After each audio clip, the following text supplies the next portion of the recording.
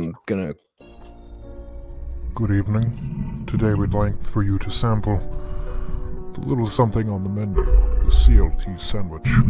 It doesn't seem like much to have only one item on your menu, but we are sure that this one sandwich full of creatures, tales beyond worlds, and lore that will blow your mind, we are sure to fill your void. So come, have the CLT sandwich.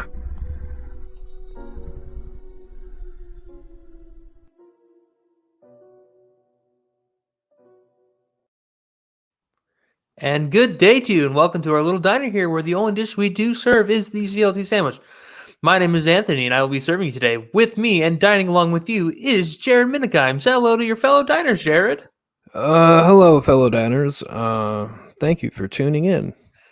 Yeah, thank you for tuning in, and welcome to part 3 of the Odyssey, as well as our very first visual CLT sandwich for Patreons on Oddcast, patreon.com/Oddcast. And you can watch. We are now doing these live. We're gonna record the actual thing. I mean, as of now, it's not really any different because I don't really edit the episodes. But hey, you could hear us and see us. Yeah, so I kind of sprung this up on Anthony, but before we get into the episode and we start getting into character for this whole thing, yeah, you can catch these early on Patreon, which they've just been the audio like they always have been. But Anthony has been wanting to do a video format style, so we're gonna be testing this out. Let us know how you feel. But yeah, and then thank you if you're with the Patreon before this goes to everybody else. And if you want to see it early, go to the Patreon. Yeah, we got that going. It's grand. It's great on the screen. Yep, and I'll make sure to put that link into my actual podcast episode. So yeah, it's a little weird seeing my face talking about CLT sandwich, but here we are, which is really funny that this is our first one because it's part 3 of yeah, it wasn't well planned out, but hey, we're here. Yeah, we're here. All right, guys, so I'm here at the CLT sandwich, and I'm here to try the new CLT sandwich that's here. Man, it's kind of creepy looking. The lights are all dimming out. The chef gave me a look like he might kill me or maybe rape me. Maybe both. And we're going to be here with, what's your name? Anthony D? Denny. Oh, Denny, one of my favorite restaurants. Not sponsored. No, we're not sponsored by Denny's. But...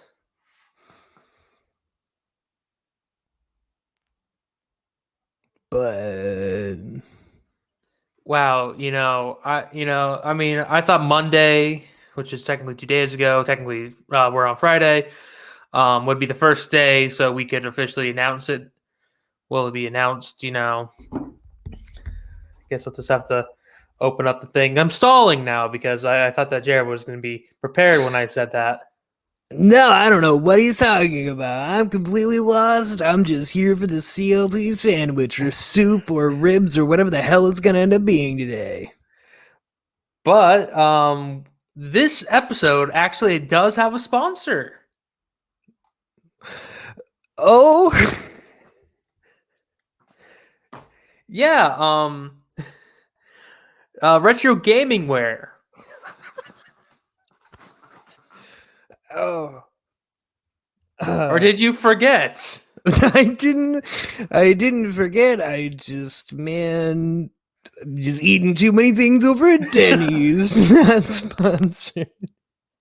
So, I don't have a script or anything because yeah, this is being sprung up on me as well. RetroGamingWare.com was nice enough to give us a sponsorship deal. It's nothing big. It's nothing like that. But if you feel like giving us some help, go over to RetroGamingWare.com. Use coupon code JokeyPants. and get yourself 10% off and help support us in the same way because we may, it helps us and helps you go support. Yeah. And I'm not normally one to fucking brag about stuff, but I almost bought stuff using the coupon code Jokey Pants. Jesus Because they have all caps, one word. Because they have video game stuff. I'm actually on the website right now. Like there's this Nintendo GameCube Gator face mask, and I'm like, I kind of want that because it was the purple GameCube, and that was the very first GameCube I ever had. But it looks like they got hoodies, more t-shirts. Yeah, they got the shirts, hoodies, mask, sweatshirt. They got some different things there, and talking with the person, there's things that they want to add and switch around. So go check it out. Get 10% off on us. Go us! Yay! Yay! In the future, I will have a pre-recorded advertisement that will be in the episode, probably after the intro, right before I start talking. Might have to talk about that. Might have to talk about your marketing stuff. We'll have to see.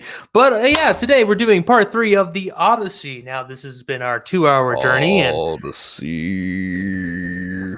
And I've decided on Saturday when I edit. I will be compiling a supercut of all 3 episodes and releasing that as well. God damn.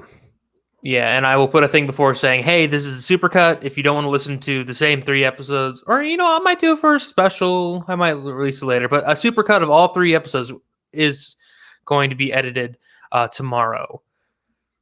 But that's... if you're listening to this Wednesday or watching it Wednesday, because it'll be up on our YouTube channel. For anybody who's listening on the podcast platforms, Oddcast Network on YouTube, we stream here every Thursday, and there's random things like this that would pop up, so you never know. Yeah, you never know indeed. So 2 parts ago, we went over the Telemachy, which is the story of Telemachus, the son of Odysseus. Last time we went over the actual tale of Odysseus. Actual adventure that we've been waiting for, that this whole thing is named after. Yeah, and now we have some books left. Now, whether we had a Cyclops that we blinded and that we lied to. I think some guys might have made love to some sheep. Poseidon kept flipping off a guy. There was a lot of crazy shit that happened last episode. Odysseus. And dudes wouldn't stop eating the lotus flower and getting high. Mm-hmm. And Odysseus kept cheating on his wife. It was great. Oh, man. And the band had to break up. And prom's tomorrow. God damn it. So let's just start getting part of it. So, all right, let's get into it. So the accounts of his wanderings now finished. Odysseus looks forward to leaving Scheria. The next day, Alcinous loads gifts aboard the ship that will carry Odysseus Ithaca, and Ithaca. So he went to Ithaca, New York. I've been up that way.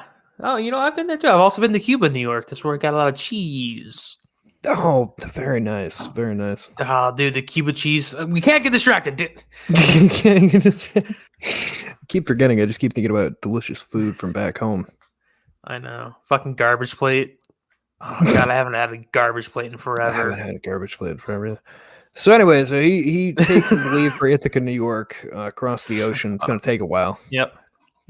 And, Odysseus sleeps, and he sleeps through the full night. The Phoenician crew commands the ships, and he remains asleep even when the ship lands the next morning, and the crew carries him and all of his gifts to the shore, and then they set sail for home. So it took not even a night to sail from fucking Phoenicia to not Ithaca. Even a night before they reached land and started murdering. And who should see it? Who should see the Phoenicians returning home?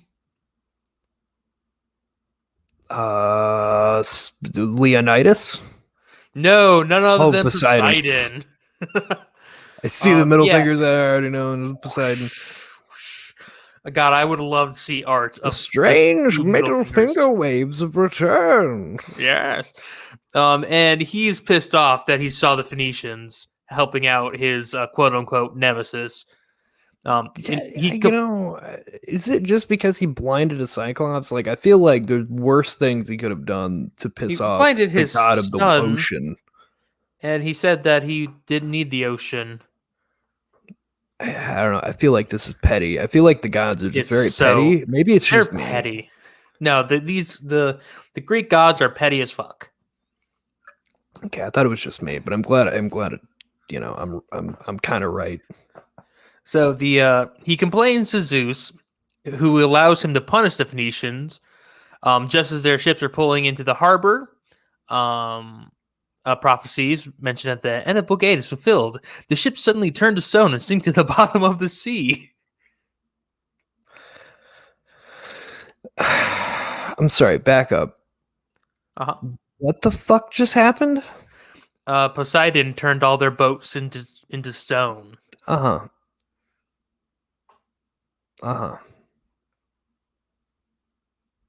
feel like if that was your trump card, you could have just done that from the get-go and killed him and not even had to go through all the trouble that you've gone through so far to try to kill him. I know, you see fucking Odysseus in the middle of the sea. I'm just gonna turn you to stone.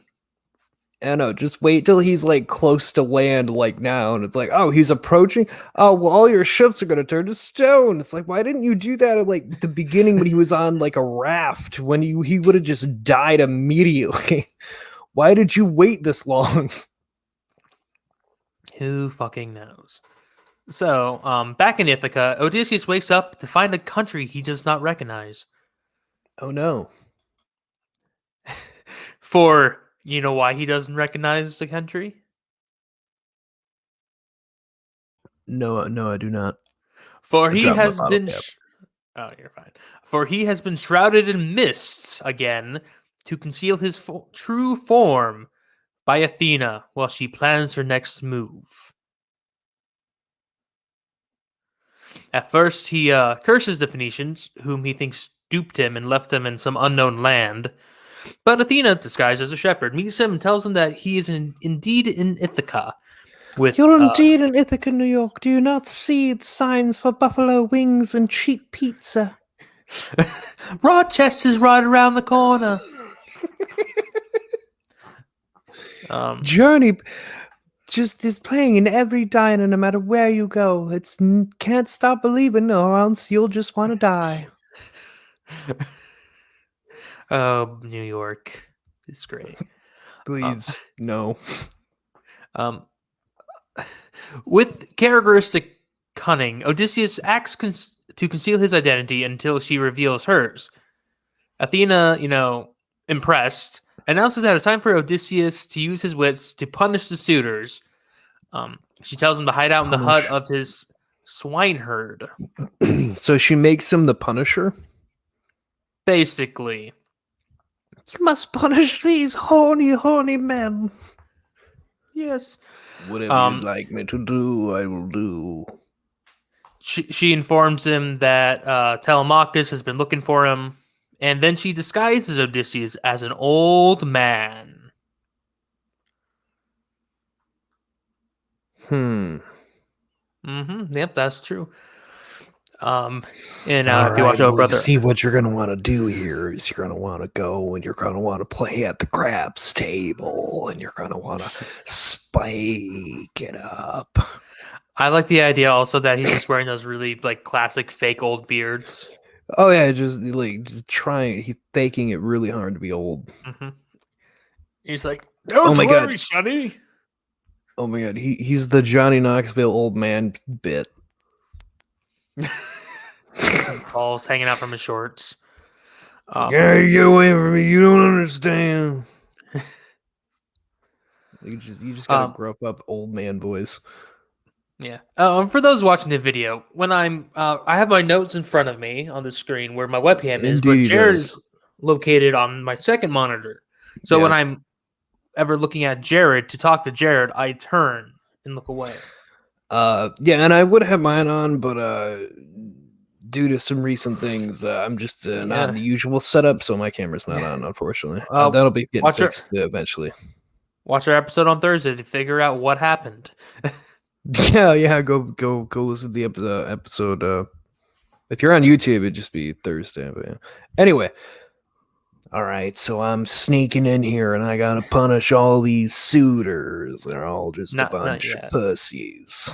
By the way, why are you doing why not like John Bernthal? Why Jack Nicholson? Because he's got to be an old man now. I can't do like a John Bernthal or anything. They're younger men. I got to do an old man. And the first one that comes to mind is Jack Nicholson, just going The Shining on all these guys. That's your idea of an old man, Jack Nicholson. I mean, he's old now, and besides, if he's supposed to be like killing a whole bunch of suitors, then I'm gonna go like The Shining, where he just like he loses his shit. Well, we're not there quite yet. I'm just saying, if that's the purpose of that. You'll see. This guy's just a beggar. Odysseus visits the home of a beggar. Wow, is that like beggar. Wumbo? He, she, Wumbo? Yes, I have a speech impediment. Thank you. So, Odysseus goes to the home of his swineherd, who gives him a warm welcome, saying that strangers and beggars must be shown kindness. No, they shouldn't. Once again, Odysseus. My life in Buffalo taught me anything. You ignore them and you run as fast as you can. Soldier. Yes. Odysseus creates a false identity, claiming that he was born in Crete. To a wealthy man and his concubine, says that he fought along with Danas in the Trojan War and voyaged to Egypt after the victory. He was unable to stop his men from plundering and pillages. The Egyptian army sought retribution, capturing and enslaving his men. After staying in Egypt for 7 years, God, Odysseus is really good with creating up fake backstories on the fly. After staying in Egypt for 7 years, amassing a great fortune, he planned to travel to Libya with a Phoenician man who secretly plotted to sell him to slavery. Fortunately, Zeus struck their ship with lightning bolts, leaving to him wow. Yeah, he was captured eventually by sailors, sold into slavery, escaped them, and then stumbled into this swineherd's house. All right, so I just got to be real with you. The dish you're serving right now, I'm really digging it. It's a roasted lamb with a scorpion pepper oversight to go over all the different areas that we've already looked at. Got that scorpion pepper to represent the Egypt. We got the lamb to represent the Middle East. And it's all just being slow cooked and smoked. I'm really digging it. However, what I'm not digging is the fact that it's covered in green fucking slime. I don't know what that's supposed to be from, but that's not all right. At least it is in Jism. Eumaeus believes the story. I love to put Eumaeus on my sandwiches. Gross. So now that, Such a dumb joke. It is. Yeah. You know what? I'll own that one for all the white people. Because mayo's disgusting. So while this is all happening, delicious. Athena travels to Sparta. Why Sparta? Well, that's where Telemachus and Pisistratus is at. Remember Pisistratus? No. There's so many people that have come in and out of the story. Some of them have died. Some of them have just not come back. Okay. Well, she tells Odysseus' son, Telemachus, that he gotta hurry back and get to Ithaca because the suitors succeeded in winning his mother's hand, which is a lie, like liars say.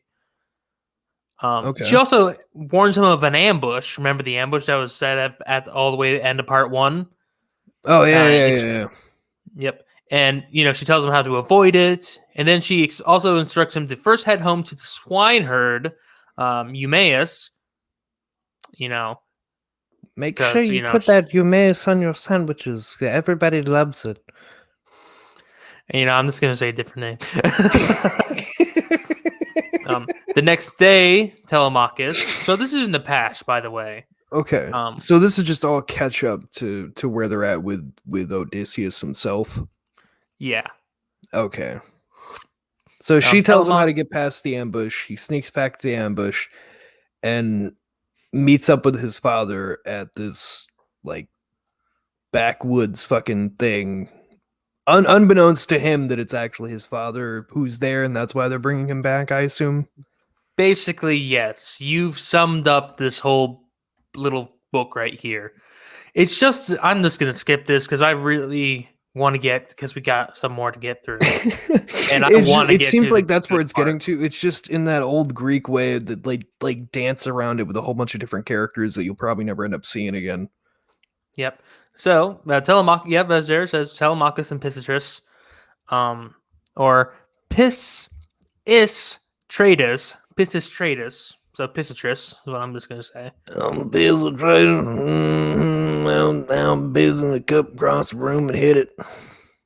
They get back to Ithaca in 2 days. I like NASCAR.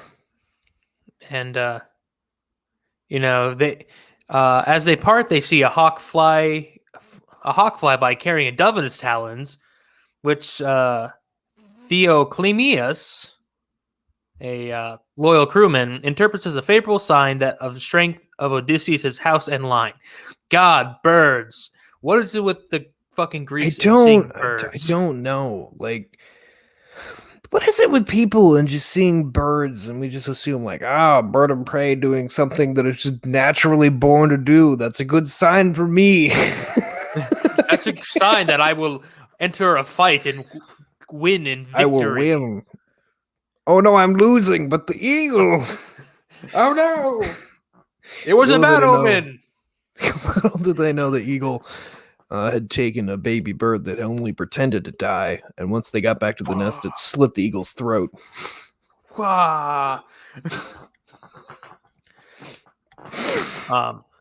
So Telemachus arrives at Eumaeus' home, where he meets the beggar Odysseus, and the three of them talk about how Odysseus' household is overrun, prompting Odysseus, as the beggar, says that honor calls for all of them to be dead. Honor calls for all of them to be dead. You see, I've had a couple drinks, and just gotta tell you, they've all gotta go. I swear I'm not gonna get political 2 drinks later. We gotta kill them all. You just gotta clean the house, you know what I'm saying? So he then Telemachus agrees that the suitors should die by my hands and my father's hands. And he then instructs Eumaeus to run to the palace and inform Penelope that he returned, that Telemachus is back. Yeah. As soon as Eumaeus leaves, Athena appears to Odysseus and only Odysseus. So she fucking like, hey. He's like, hey. Hi. And she tells him to reveal himself to his son. Then the goddess restores his appearance, leaving Telemachus in awe. I've come back for you, son. Now please let me in my home. Well, you see, at first, Telemachus believes that he's in the presence of an actual god, because remember, Telemachus has never seen his daddy. Oh, okay. What a fucking idiot. Anyway. And Odysseus immediately says, "Nah, I'm your dad."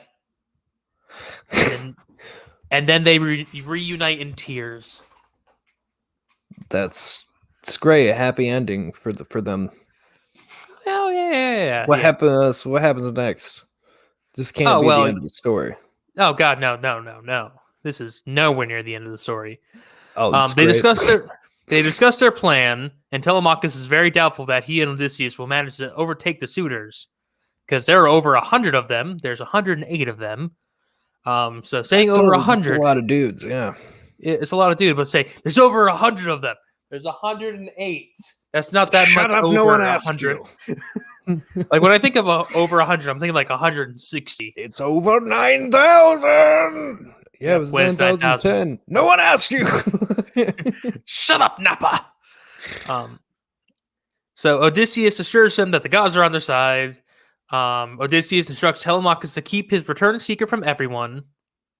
And that means his wife, the swineherd, Latreus, don't know who that fucker is. At the palace, the suitors are frustrated to hear that Telemachus has evaded their ambush. Antonius, no relation, suggests... no relation. Well, yeah, Antonius, Anthony. Oh, okay. I see what you did there. That's been a cool guy moment. Yeah. Oh my! Please don't ever do that again. Suggests that they all murder Telemachus as soon as they have the chance. Amphibious.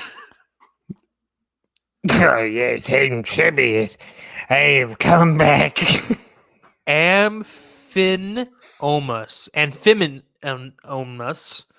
It's amphibious. I'm amphibious. You ever seen what happens to a amphibian when it's struck by lightning? No, I can't believe I can't say I have. It's the same thing. I just imagine it's Toad from the X-Men. No, that's what I was quoting. You ever seen what happens when a toad gets struck by lightning? Great line.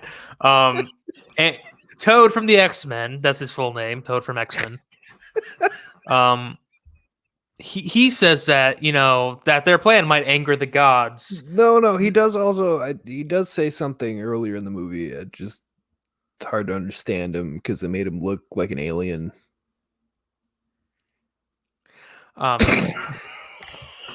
Penelope, who's now learned of the suitor scheme, confronts Eurymachus, no relation to Telemachus. Hey guys, just gotta say I'm loving these frog legs. Rip it. You know what happens when you deep fry frog legs? They become delicious. Same thing that happens when you deep fry everything else.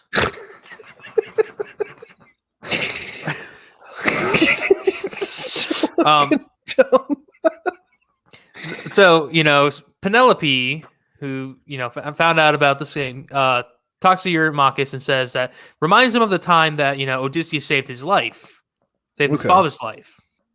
And Eurymachus lies and says, "Oh, don't worry. We're not going to hurt your son. We would never. We would never do such a thing, Odysseus. Why would we ever do such a naughty thing ever? Never. No.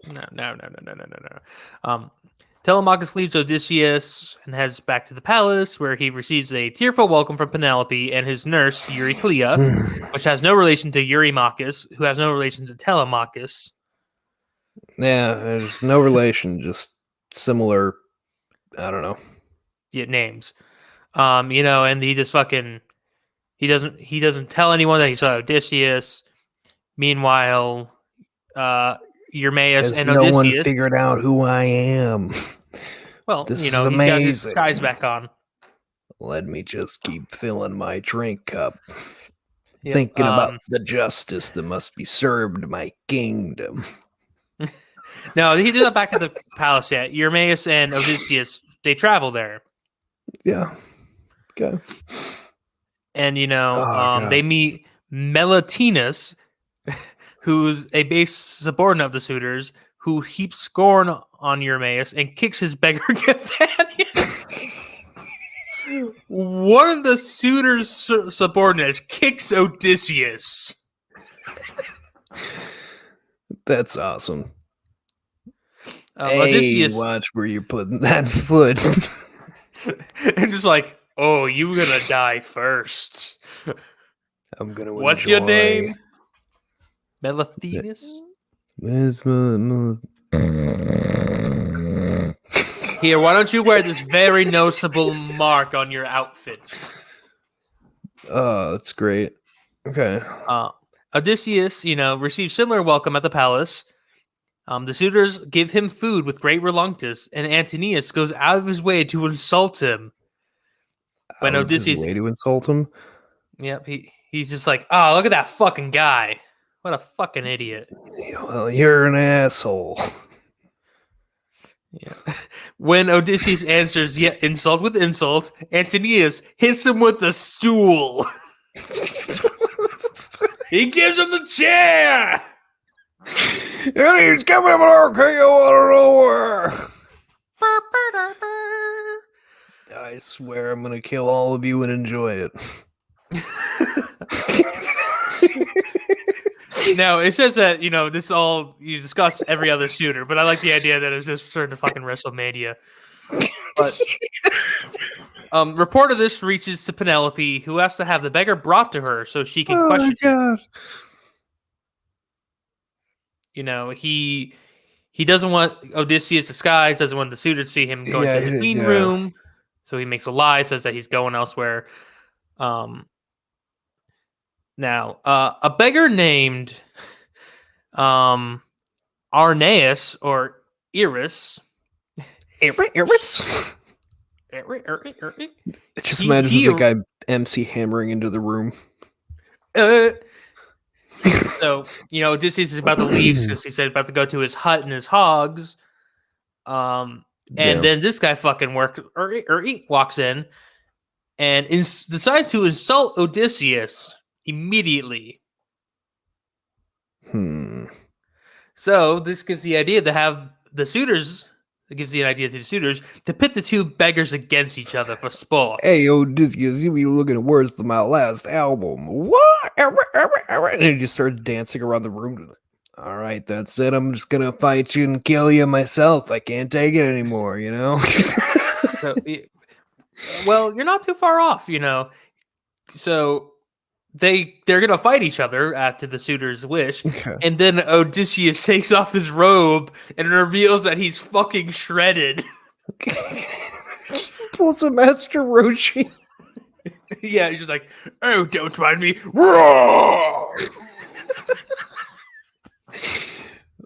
Look at this scrawny ass little bitch. He ain't gonna last. And then just just be literally just if you've ever seen Dragon Ball, like just watch Master Roshi just go Hulk on somebody, and you get the idea what's going on here. And I like this. I've got an 8-pack now. Like, whoa, what the fuck? Like, oh, this guy, you could cut cheese on those. I have. So, not to reveal, Odysseus doesn't want to reveal his full strength, so he decides he doesn't want to kill the other beggar, so instead he just breaks his jaw. Ow.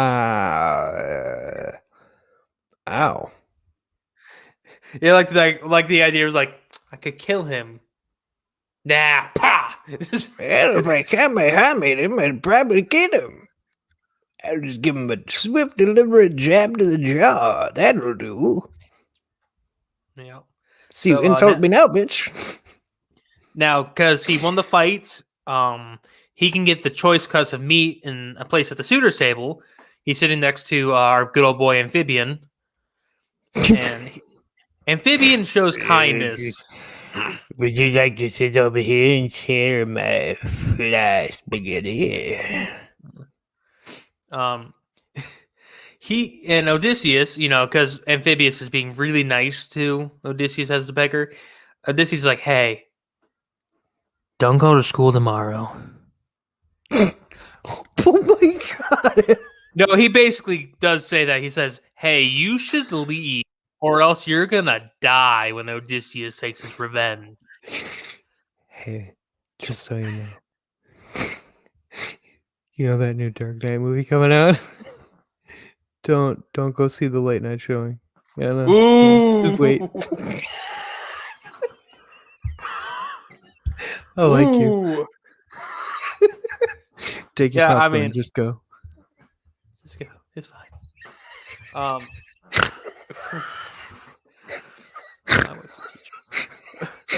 So this troubles Amphibious, but as he is going to the Vegas showing. Yeah, I thought about going. Yeah, maybe don't go. Maybe don't go.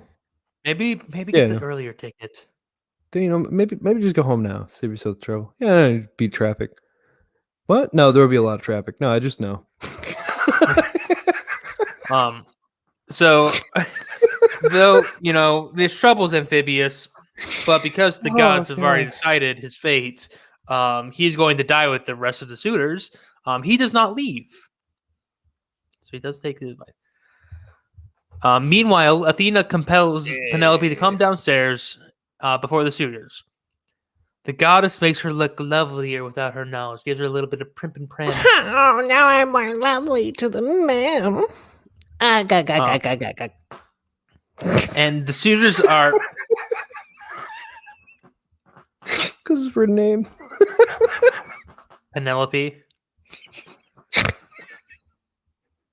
That doesn't sound anything like Popeye.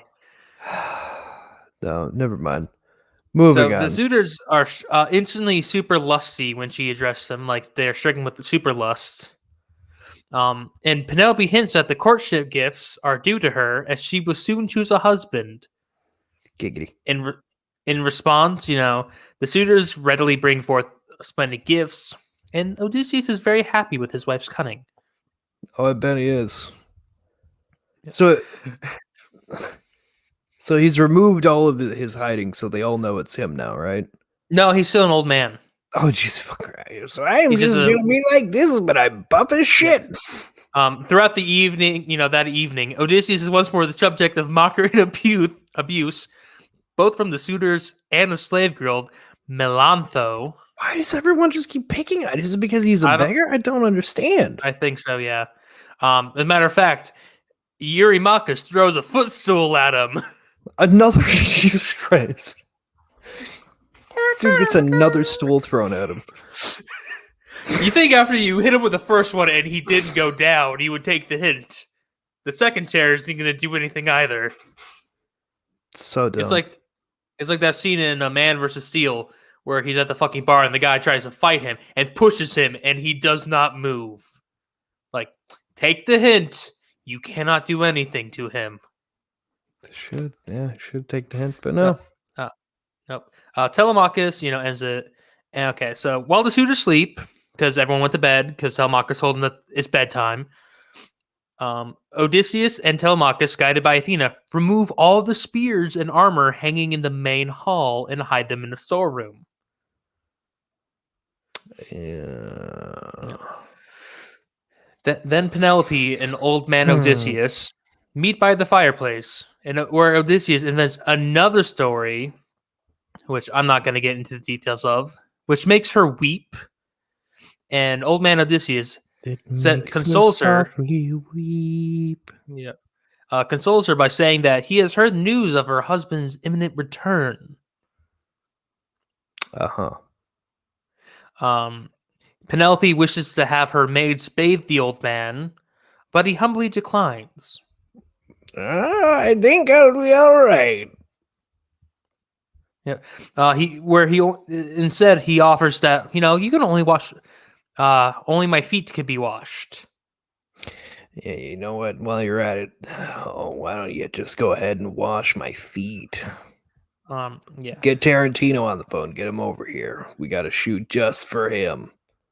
The aged maidservant Euryclea, who had been Odysseus' wet nurse, she sucked her titties as a baby.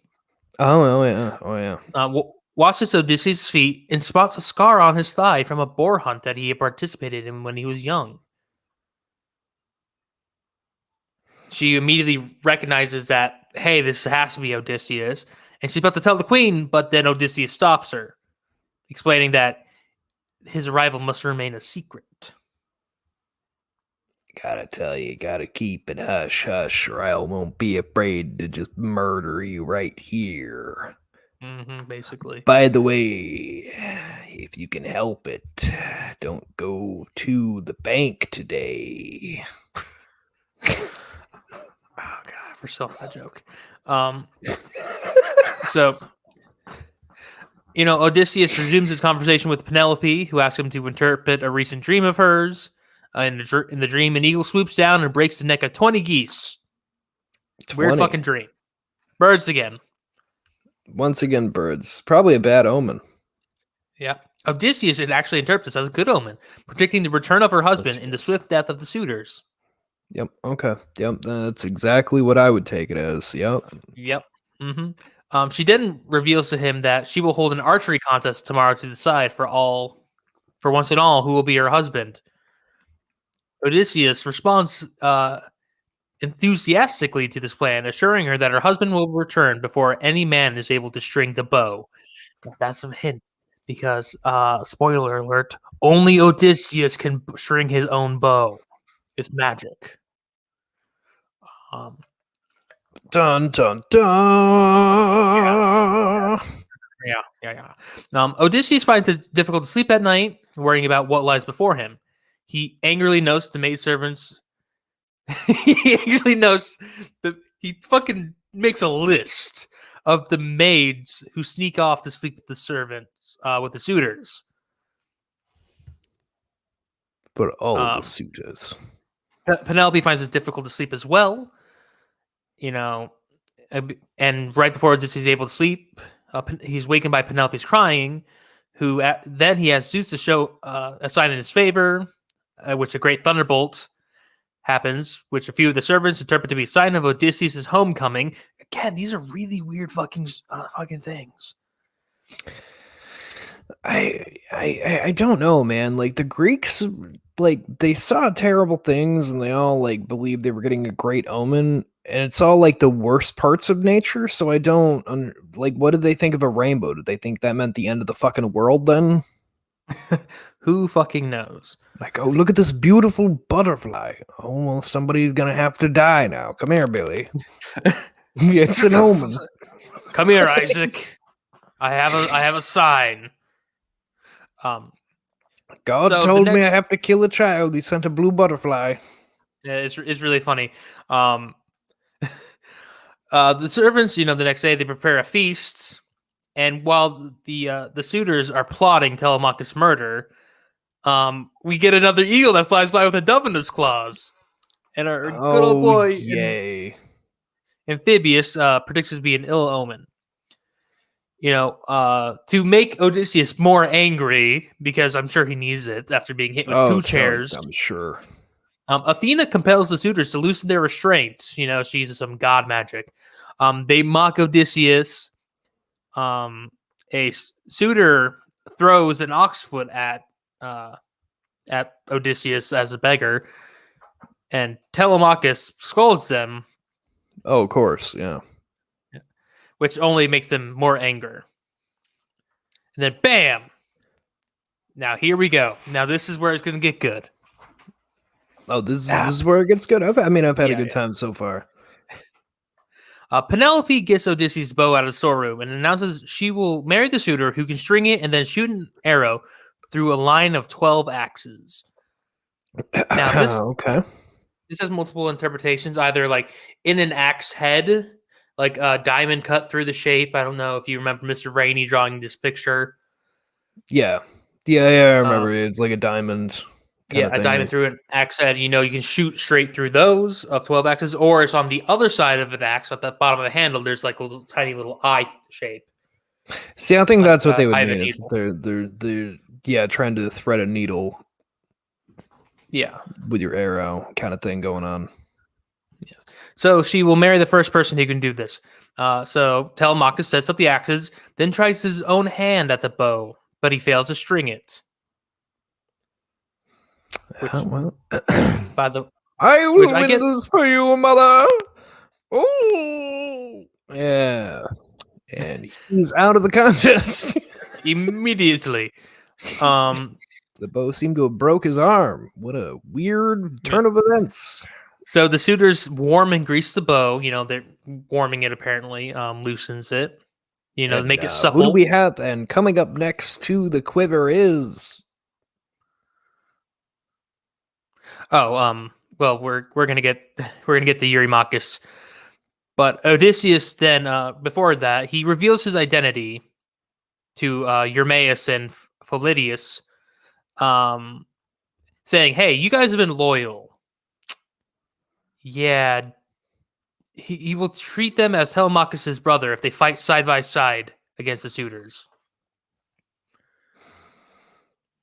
Hey guys, I just need you to take my side and we'll take back my land. How about that? Mm-hmm.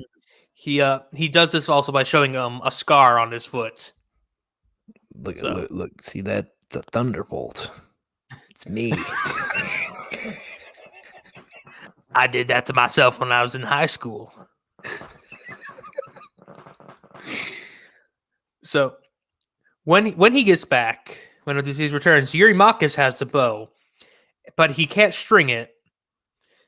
And he knows that, he feels disgraced because this shows that his failure, that it shows that he is inferior to Odysseus. Well, of course, yeah. Antonius suggests that they adjourn until the next day where they can sacrifice to Apollo, the archer god, before trying again. And so Odysseus, still disguised, then asks for the bow. Can I have the bow to give it a shot? I swear I'll make it for you, baby.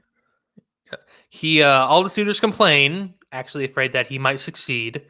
And Antonius ridicules Odysseus. I don't want to throw you off your groove, but I think that would just be really uncool. Yeah. Antonius says that the wine has gotten to his head and he'll only bring disaster upon himself. Telemachus takes control and orders Eumaeus to give Odysseus the bow.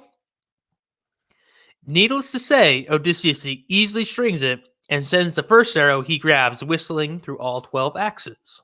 Of course, it's his bow. Mm-hmm. Before the suitors can realize what happens, the second arrow flies through the throat of Antonius. What? Like I can see all their dumbfounded faces. Like, no! Oh God, no! Still confused, believing that at first that this shooting is an accident, Odysseus finally reveals himself. Hmm. And it was the suitors, me all along. You thought I was an old man, but it was me, Odysseus. Now the suitors become terrified because this man is a skilled warrior with the power of a goddess on his side, and has the only weapon in the room. They try to escape, but the door has been locked. Uh-huh. Oh God, we're all gonna die. We're all gonna die. Essentially, that's everything that's going down. Eurymachus tries to calm Odysseus down, insisting that Antonius was the only bad apple among them. But Odysseus immediately says that he is going to spare none of them. So Eurymachus takes his chance, charges at Odysseus, who is immediately shot by an arrow. Give me 1 second. Well, the hell with this then. I'm gonna fight you. No. Yeah, that's basically what happened. So who else wants to go at it? You thought I was an old man, but clearly I'm not an old. What? No, of course okay. I'm not an old man. That's terrible. Why? The third person to die is Amphibius. I will stab you. No, he gets stabbed by Telemachus with a spear. I'm sorry, but you were technically a suitor. Yep. I was on your side. Telemachus gets more shields and swords from the storeroom to arm Eumaeus and Philidius, but he forgets to lock it on his way out. Melithenus soon reaches the storeroom and get out some arms for the suitors. But he isn't so lucky the second trip because he can only hold so much, and is found by Eumaeus and Philidius, who tie him up and lock him in the battle room. Oh well, at least he didn't get killed right away. No, not yet. Oh God!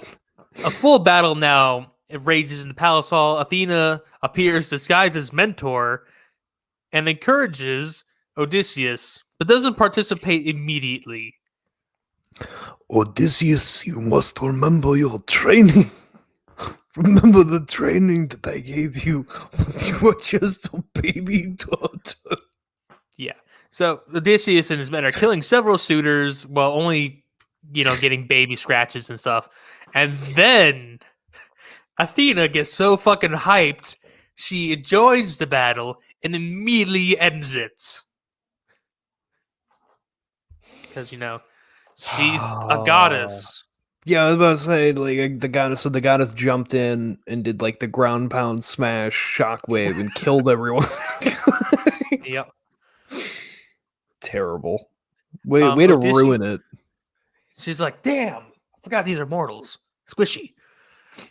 Odysseus only spares the minstrel Phemius and the herald Medon.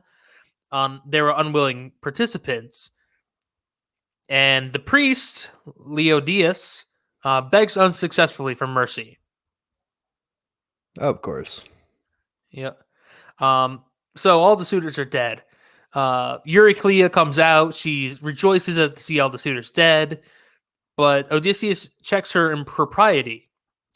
He has her round up the disloyal servant women who, were fucking the suitors. Oh, And no. He makes them clear the corpses from the hall and wash the blood from the furniture. Oh, okay, so he just makes them clean up duty. And then after they cleaned up, they're executed. Oh, no, here it comes. Yeah, here it comes. All right, well, now that we got that clean, gang, let's get it. Just turns into a fucking. Do you know what this is? This turns into the scene from fucking Goodfellas. They're like, they get all cleaned up and they're walking into the back room and they're like, all right, yeah, now we're gonna like get like food and stuff, right? Like, just right in the back room. They open up the door, it's just empty. Oh shit. Yeah, very actually. What happens is Odysseus tells Telemachus to cut him down with a sword, and you know what? Telemachus, he thinks about it and he says, "You know what? No, You know what? we're gonna hang him." And no, we're gonna hang you instead. I think I'm gonna have more fun with that. Watch you kick around and play with your little feet and toes and stuff. I'll tickle you.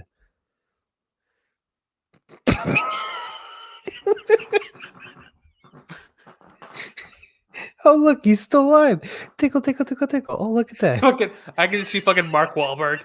Oh, have his little fucking fingers tickling toesies above him. No, he's not reacting. He's dead. Oh no, she's still kicking. Might have to go another round with her. Look at how much she's reacting. My little tickle, tickle. And then the last of all, the traitor Melanthius, the one who gave the suitors weapons, he's tortured and killed.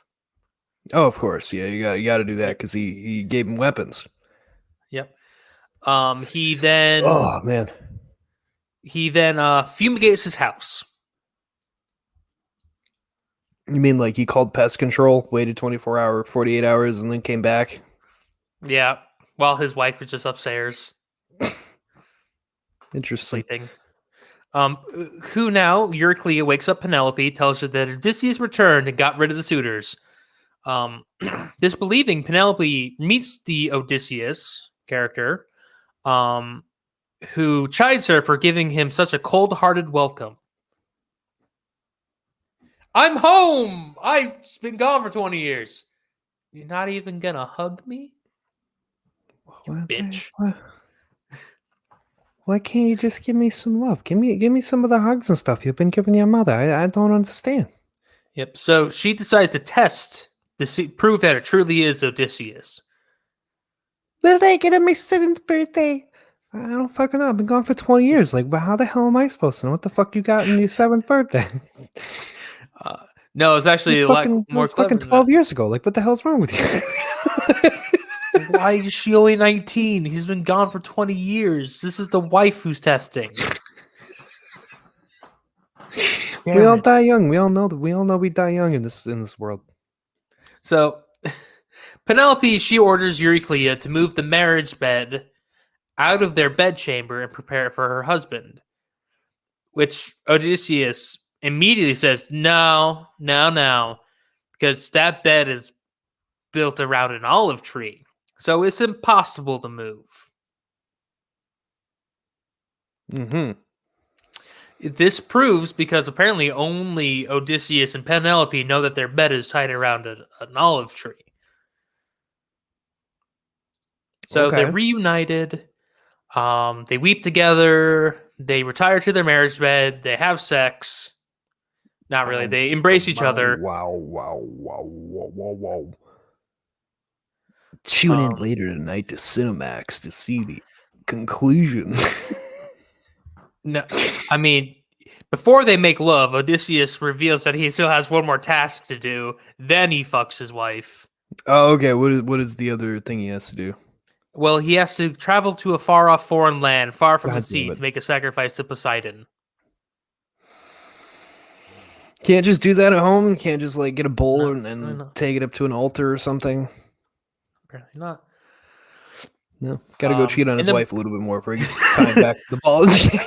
I gotta go see this fucking, this person named Calypso. Just gotta Hey, hang out with her. you wouldn't understand. No, I'm not seeing her or anything. No, she's not blowing up my phone. Don't worry about her, right? I'm just gonna go make another Transformers movie. I'll be right back. Just 5 minutes. Give me 5 minutes. I'll be right back. I just got a cameo. Just a cameo. He's a knight. In the morning, Odysseus tells Telemachus, bring Telemachus, and they leave. He advises Penelope not to entertain guests and keep the doors and windows locked.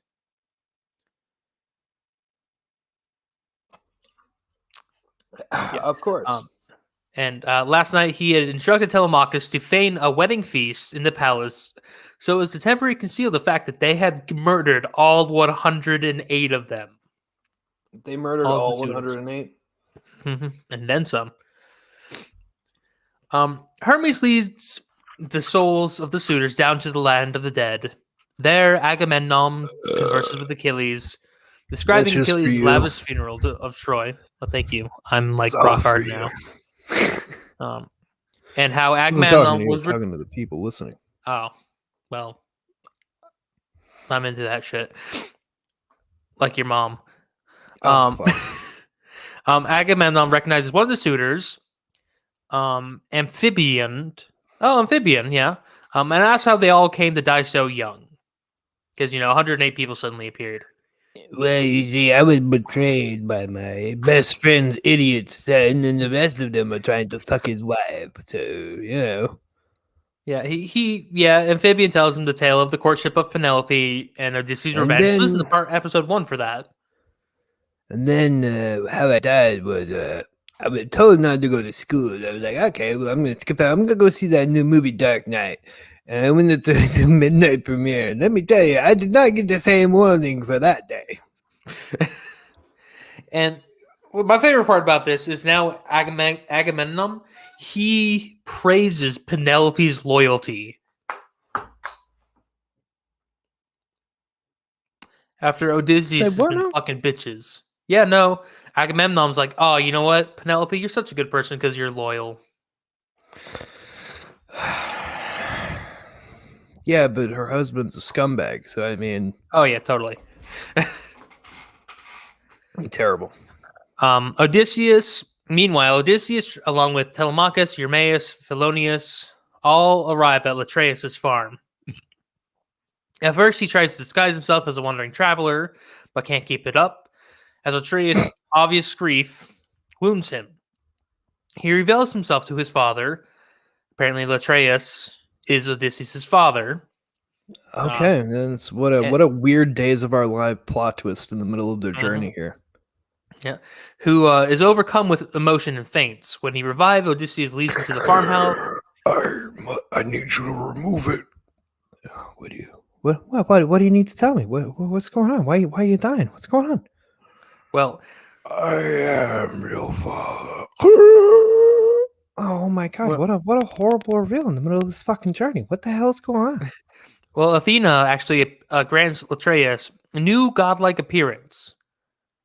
Father and son then share a meal, and apparently grandson.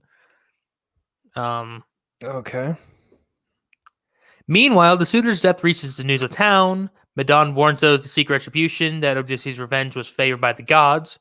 Euphetius, Antonius' fathers, ignores this and gathers up men of town. He gathers men to town and march upon Latreus' farm. There they come face to face with Odysseus and his men, and with blessing of Athena, Latreus throws a spear and instantly kills Eupidius. Athena, disguised as mentor, You know why? Because commands. they all pitied him. They did. They gave him the pity kill. Just instantly. Yep. Athena, in the guise of mentor, commands that the two parties make peace. Despite her disguise, it is plain to all present that a goddess stands before them, and they all concede and lay down their arms. How fun. And that is the Odyssey. That's the end of the Odyssey, right there. Dun dun dun dun dun dun dun dun dun. What a journey! What a fucking insane! What an Odyssey! There's so much nonsense that happens in that fucking story. Like, it feels like a Quentin Tarantino movie where, like, you could just cut out, like, probably, like, good 30, 40 minutes and you wouldn't be missing anything vital. Yeah, that's, yeah. I feel like that's exactly how the writing went with that story. It's like, there's a lot of things that could have been left out and still could have gotten to the same point. Yeah, it's a fucking thing. Like, it spawned better things in pop culture after it came out. No, I agree. And like, it's an all right story, you know. It's a classic. Everyone should, you know, read the Wikipedia summary one time in their life. Don't read the fucking book. You know, it's the problem with something like that, or even if you try to go and read like the original Lord of the Rings run, like the problem is the way that they're written. There's so much detail put into every like movie frame by frame. They put in detail, so it is a journey to get through a page, much let alone a chapter. Yeah, Tolkien's like, oh, you see that tree over there? Well, that tree's history, and that's your next 5 pages. Oh, and here comes a squirrel. Now, let me tell you the generation of squirrels that fought for man during the Great War. Like, what the fuck? Why? What does this have to do with anything? And turns out he's the Jesus character of my story. I'll come back later at some point. Yeah, and it turns out, you know, you read the first half of that book. Well, it turns out the second half takes place exactly the same time as the first half, just with other characters. Yeah. Yeah, the Odyssey does the same kind of thing. It's just I don't know, like they tell beautiful stories, but the initial writing of it did not well. Most adaptations are just of like Odysseus being the old, like, you know, in disguise, telling his story, and then murdering the suitors. Like, a lot of Telemachus does not get a lot of love, and for obvious reasons. So, because correct me if I'm wrong, but the ending to the Odyssey, did Robin Hood borrow from the Odyssey? Because isn't that how technically Robin Hood ends, is that he pretends to be an old man to get into the Archer Championship, knowing that he'll win and nobody else will, and it's just a clever ruse to get closer to the princess? I mean, yeah. Now that you've said that, yeah, no, that's definitely so. Yeah, it just takes a page from the ending of the Odyssey, minus all the nonsensical shit. But it has that same premise: pretend to be an older man to get in because you know that you're the only one who can do it. Oh yeah. My favorite thing about this on the fucking Odyssey page is that it's like, hey, this, you know, was written in the 8th century BCE by Homer. It was published in 1488. Oh, that's a long wide. Oh, you can actually read the whole thing online. Yeah, look at that. Oh, you can find anything online, my friend. I think the internet's taught us that. Oh, you can read it right on Wikipedia. Oh, God, it's fucking Old English. I love Old English. It's so fun to read. Oh, Old English is so great. Why don't you give us a taste of your favorite Old English phrase out of the what you see? Long exercised in woes, oh muse resound. who, when his arms had wrought the desired fall of sacred Troy and raised her heaven-built wall. There's a lot of, like, they don't have EDs, there's apostrophe Ds. I've seen this translation with the last fucking, wow, this is a long fucking book. I'm just scrolling. The last fucking word. In Mentus formed, confirmed the full accord, and willing nations knew their lawful lord. I mean, back in the time when Greeks would have wrote that, it would have been all done as a fucking giant ass play, if I'm not wrong. Yeah, like things like that were more of like being done as a play. So, because like as much as they are long, like because I know that there's like Odyssey plays and things like that, and I feel like at the time of Greek, like that was the whole point to write something like that, was eventually get it made into like some kind of theatrical thing.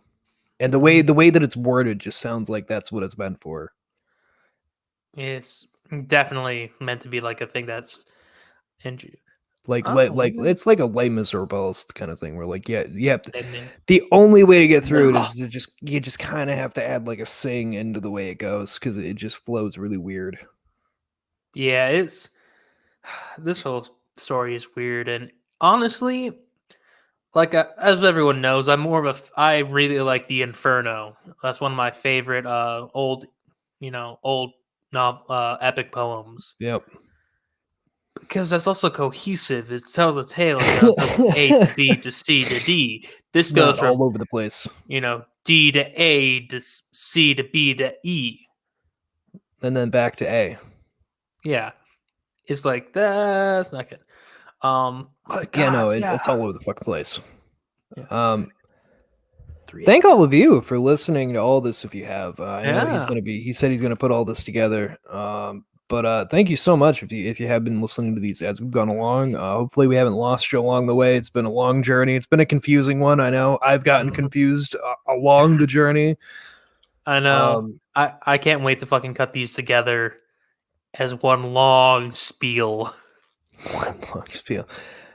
Well, guys, I just got to tell you, thank you all. And if you're listening to this early or watching it early, whatever the fuck you're doing, thank you all. We want to say hashtag stay on. And if I'm reading the screen correctly, you can support the channel and support the shows at patreon.com/Oddcast. And I believe there's another sponsor.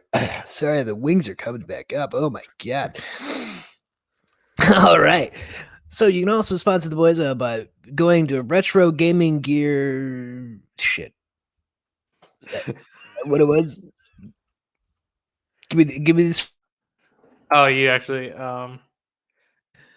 retrogamingwear.com.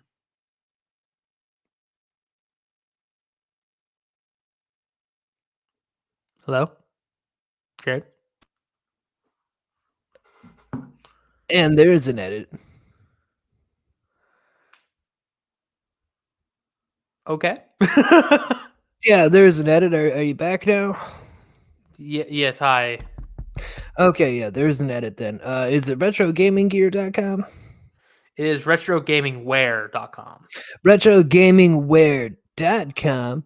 And you can use offer code JOKIEPANTS, all one word, at checkout to get yourself 10% off your purchase and help support us that way. Thank you all, guys. Anthony, why don't you end the show out? Yeah. Thank you for joining us. Hair on my tongue. Thank you for joining us today. We hope that you did enjoy this week's flavor, and we do hope that you'll join us next time to sample a brand new one. Remember, there are whispers in the shadows, unseen creatures out there. And don't forget, we have old men who are actually really shredded. But do not be afraid. You just gotta let me get in there. Just let me get the people betraying me, just get me in there. We are here to shine the light and reveal them. Unless, of course, they get to you first. Stay safe and shine. Stay hungry. Do you know my son? I've been here a while. Bye. Well, all right. Well.